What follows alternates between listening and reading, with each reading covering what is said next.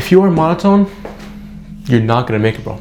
And I know that because I experienced it firsthand for almost all my life. And this is why I'm making this 3-part series for all my homies who are still stuck in their monotone voices. Starting with, why should you stop it?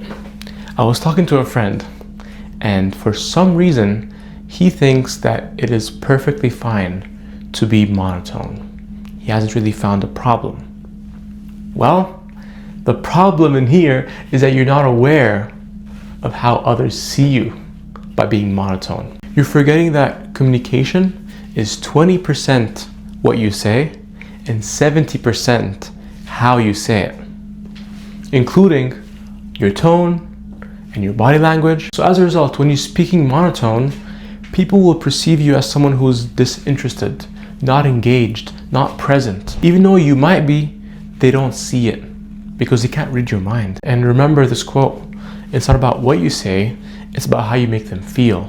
And if someone's talking to you, imagine that, and they're just speaking so monotone, do you think that can evoke emotion into someone? No. Let's move to the second one, the bag. You cannot get any sort of bag when you're being monotone. Do you think you can convince someone to buy something from you or give you a job? It ties back to the first point. You seem disinterested if you're monotone. So why the hell would that employer employ you? So in other words, there's no way you can change people's perceptions or their thoughts when you're being monotone. Whether it's debate, job interview, a date, which we're going to talk about right now, there's so many things that comes down to being able to convince someone, and that is not possible when you're monotone. Moving on to ladies.